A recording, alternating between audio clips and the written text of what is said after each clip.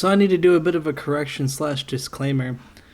Reduce the price on the Orion RXB 250 by $400. Apparently they have free shipping. I was just a bit confused by the way their site was laid out. Other than that, on with the video. Greetings and salutations, YouTubers and malefactors. We're back at Stoplogic Motorsports with a bit of different content than my normal format. I've been receiving a lot of feedback since I posted content on the Orion RXB 250 and the GPX FSE 250E, and I've been told, hey Stoplogic, you've owned / ridden most of the bikes and a ton since you've been a kid. How do these new Japanese dual sports stand up against these China bikes? And then I proceeded to pop over to the GPX page and watch as people regularly compare their bikes that sit in the $4,300 to $6,800 price range against KTM's, Betas, Huskies, etc. So I scratch my head and I think to myself, why not do a comparison of bikes in a similar price bracket than a bunch of comparisons of $12,000 bikes versus $5,000 bikes? So without further gilding the lily, we're going to dive in. So the first video of this series, I decided to pick the bike that got me back into riding and dirt racing, this venerable CRF300L, and by extension the CRF300L. So a bit of a history with me and the CRF250L, dubbed Captain Slow 1. I bought the bike back in 2015, put about 7,400 miles on it. I had the bike kitted out to the nines, 13-tooth front sprocket, 47-tooth rear, removed judder spring, full Racetech suspension rework, and Racetech rear shock, EJK programmer, FMF, high flow foam filter, you know the works. Guards, whole 9 yards. I spent about $5,400 out the door on the bike and then proceeded to blow about $2,200 on making it raceworthy. Which once done, I did do a few TCCRA races on it and had some rides out at Rocky Ridge. It was a very competent bike. And when I ran it on the street, ran a 14-tooth, 42-tooth combo, in stock trim though, in a headwind you couldn't use 6th gear because the bike didn't have enough juice on tap. So why did I get rid of a bike that I poured so much time, money, and love into? Well, I had it on its kickstand, and the dirt was a little soft from a previous night's rain to hold its 318 pounds of pure unbridled fury. It tipped over. When I picked the bike up, the frame section by the peg had stress fractures and was bent inward. This is a well-documented issue with the 250L and 300L. Just Google it. I took the bike to the shop to see if the warranty would fix it, and somehow my insurance got involved. And the bike was totaled. I ended up selling it on a salvage title as significant loss after a frame repair. Fast forward to 2021 where Honda updated the CRF300L to a 300cc package. While I was out testing my newish WR250R, a group of guys had the 300L out at Spokes, which I totally recommend if you're in the Austin area, head out to and give it a try. It's a lot of fun. And they had this bike along with the KLX300R from one of their buddies and a KLX300. We spent a bit of time swapping bikes this day. And boy did the new updates look nice on the bike. But I saw that same mild steel frame with the new added bonus of a one-piece subframe. We swapped bikes and I got to demo the 300L, and all the shortcomings power-wise of the old bike were addressed. However, the stock suspension would still bottom on a cigarette butt. So let's look at the 300L stats. It has an MSRP of $5,249, has a 286cc liquid-cooled 4-stroke engine from the CBR 300, with a slipper clutch and 6-speed gearbox re-geared for woods use. Starting is handled through the magic button. So Honda claims the power rating of 28 horsepower, which give or take a little bit, but it's up from the 21 claimed on the 250L, and boy can you feel it. It's fed through a electronic fuel injection system, so no jets or carbs or finicky stuff to deal with. It has an approachable 34.7 inch seat height, with a jaw-dropping 11.2 inches of ground clearance. I don't exactly say that's jaw-dropping, but you know what I mean. It has a curb weight claimed of 306 pounds, down from the 320 plus, I was thinking 328 if memory serves me right, on the CRF 250L. 2.1 gallons of gas on tap, and unadjustable Showa suspension. We're going to touch on some of the oddities of this setup later. In the more red corner from the red corner, we have the two contenders from the land of China as our competitors today. The Orion 250 RXB and the GPX FSE 250E. The frame measurements and weights are also similar to the higher end models from GPX, as they use the same suspension and frames in their models like the 300R, the 450R, and the TSE 250R. Both of these Chinese offerings have similar stats with the Orion, using an overall slightly smaller frame that Orion kind of uses as a quasi mix from the FSE 250S. It is a very light handling bike, which you'll see in some of the earlier videos. One big advantage to these two bikes is they use Q345 steel instead of Q195 mild steel, which they both used to use, like the 250L. So you're going to be hard pressed to have one of these bikes totaled by tipping over in the dirt. Both of these bikes use an air-cooled 249cc engine, starting also handled through magic button. GPX, I believe, has a 28mm carburetor, and the Orion has a 30mm Nibby racing carb. They have a stated seat height of 37 inches, 13 inches of sky-high ground clearance, a claimed curb rate of 242 to 260 pounds, though some people have weighed them on the Facebook groups and it's closer to 280, so take this with a grain of salt. We all remember bikes in the 90s that had the dry weight, so yeah, let's be realistic here. A claimed horsepower of 19 to 20 horsepower, 2.5 gallons of gas on tap, and a 6-speed transmission. Specifically on the Orion, you have fully adjustable KKE suspension with the option $400 sent off to Joe Henner for custom valving and height modification. On the GPX, you have fully adjustable SCZ suspension based on the older KTM WP forks. Handguards come standard, bash plates included, all billet just about everything, so you have all the bling and the hubs and the pegs and the blah blah blah blah blah, levers, yada yada. And the bike comes with a 1 1/8 inch aluminum bar standard, as opposed to a Breechies stainless steel bar that comes on nearly all Japanese dual sports that you just immediately want to chuck in the bin. The price of the Orion RXB 250L ranges from $26.49 plus give or take $400 in shipping, and then the options from build it yourself at the base price to a fully customized bike, fully assembled, broken in, and tested is $37.17 plus tax. That's a heck of a bargain for a bike that is getting kitted suspension, which we'll touch on later about that. For the GPX, their offering is $43.99 plus around $500 shipping and tax for a partially assembled bike that's shipped to you. If you want a comparison between these two bikes, hit up my other videos, which will appear in the top right hand corner periodically. I might even link them at the end so they're easier for you to find. Now you ask, why am I comparing two air-cooled 4-strokes against a water-cooled Japanese dual sport? Well, really, price and similar rider getting into the sport for the first time is what I estimate as the target audience of these bikes initially, being beginner friendly and having approachable power. And being a product of the 1990s, there's a few of you out there that remember when someone would take a CR80 big wheel frame and stuff an XR200 in it and make a total woods weapon. Memories. So, okay, Mr. Smarty Pants, why would I want to buy a CRF300L?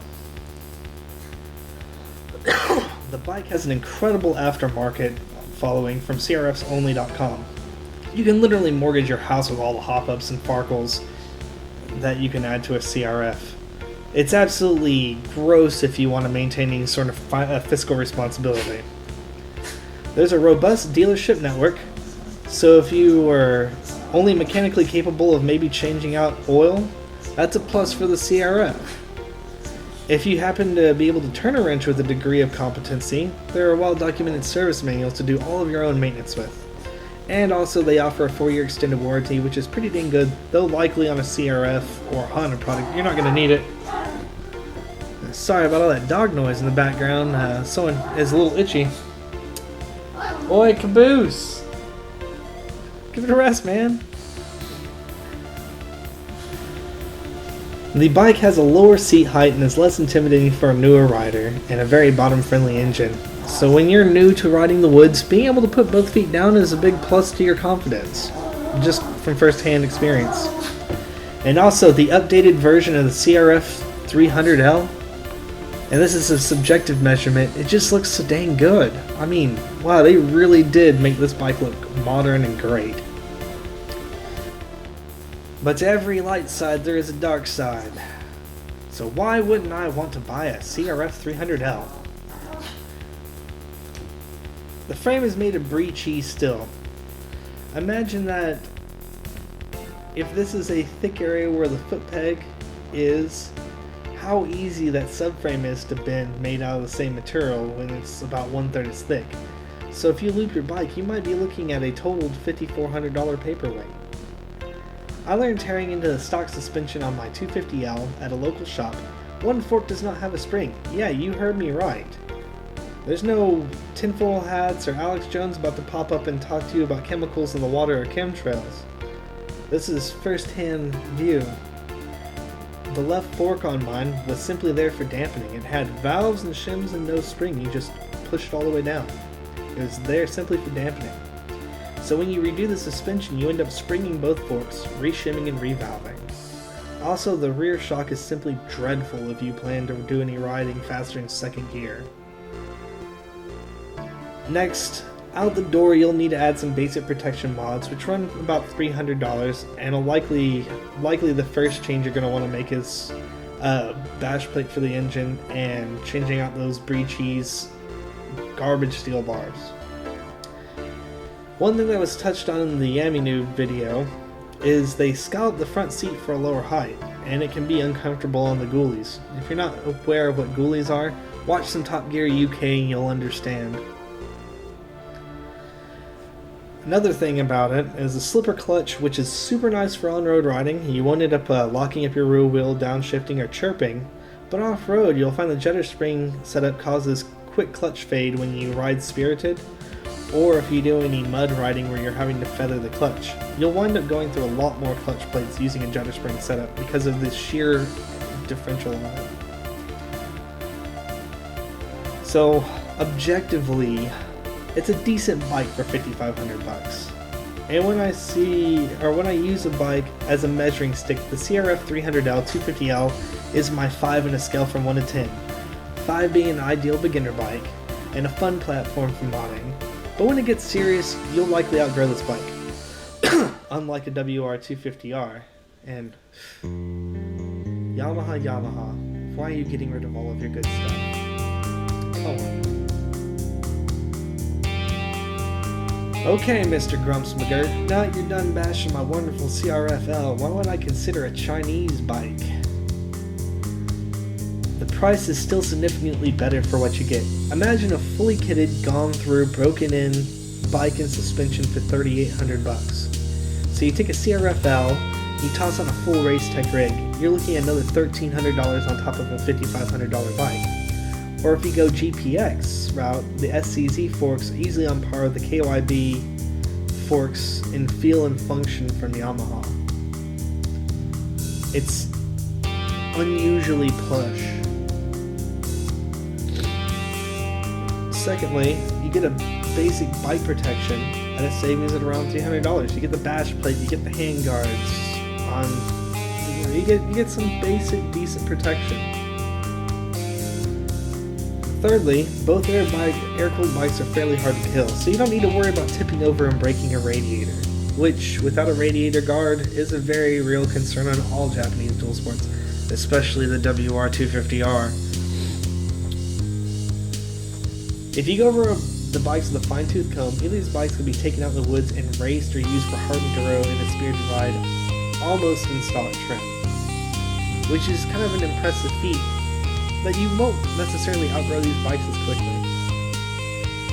Also, both frames are made of sterner stuff, So a Q345 frame is closer to a KTM 690R frame material and the chrome alloy material, which explains the significant heft of these bikes a bit. You would really have to work to total one of these things tipping over. And if you haven't seen it, check out White Hollywood's channel. He's taken his bike to hell and back. I mean, I'm surprised we don't have a bunch of videos of him just throwing it off the cliffs randomly with how much that bike's been beaten up and still comes back for more. So invariably I'll receive this question. Do you represent these folks? No, not at all. I actually ride a WR250R that I'm in the process of spending more money on than I should be comfortable for races.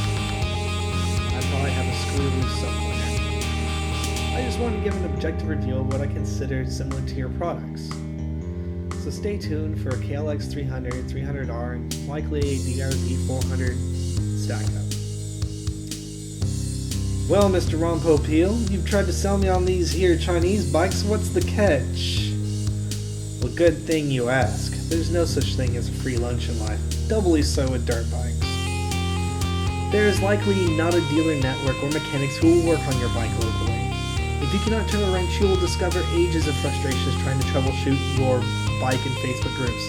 Just don't be that guy who asks for help and then doesn't listen to any advice from people that have a lot more experience. Nudge. There are some parts that cross-reference the brands as they share a spirited reproduction, in air quotes, of, but they're not aftermarket supported, so to speak, for those bikes. There's not a ChinaBikesOnly.com out there to part you from your hard-earned wallet weight. There are sparse or no service manuals. Get the hint. Whoever's the first one to have a good service manual will be first in the market for improving everyone's quality of life. You know, nudge. Either one of you guys, Orion, GXP, come on. So when you need to adjust your valves or do any sort of timing chain replacement, a lot of your guidance will be trial and error, or hoping somebody relatively educated answers your Facebook post. As a previous EETC certified mechanic on bikes, not having a book with all my torque values handy as I tear into a bike fills me with a sense of dread. If your model gets discontinued, future parts will wind up being difficult to find on these bikes. I can still find all of my OEM for a WR 2 years after it being discontinued, but finding parts for an older Pitster Pro, that can actually prove to be a bit of a challenge. Also, lastly, some states will give you an ulcer the size of a basketball trying to plate these bikes as they are not 50 state compliant. I'm looking at you, New York and the People's Republic of California. So what are my overall thoughts? Picking a bike for recreation or racing is a daunting thing. Dropping $5,000 on a hobby is a big decision. My best advice, coming from a guy who used to Craigslist clapped out bikes and restore them and flip them, is really to understand your limitations, not only as a rider but as a mechanic. You do need to understand that any bike you will have has to be maintained, and if you can't handle that, likely you should go with an established brand. Or you can roll the dice and learn how to fish and feed yourself, so to speak, and save thousands of dollars in the long run learning how to wrench on your own bike. Yeah, maintenance changes between models, but there's some fundamentals you learn working on your own bike that'll help you for a lifetime. Well, hopefully, this has proven helpful of what direction you want to take. I'll be stacking up the Kawasaki and Suzuki offerings in my next few videos, and if you have a bike that I should go out and try, maybe add to the list, feel free to reach out to me. As always, if you like the content, like and subscribe. If you don't, feel free to criticize me harshly. You can whip me, beat me, and make me write hot checks. And hopefully I'll see you on the next one. Have a great day.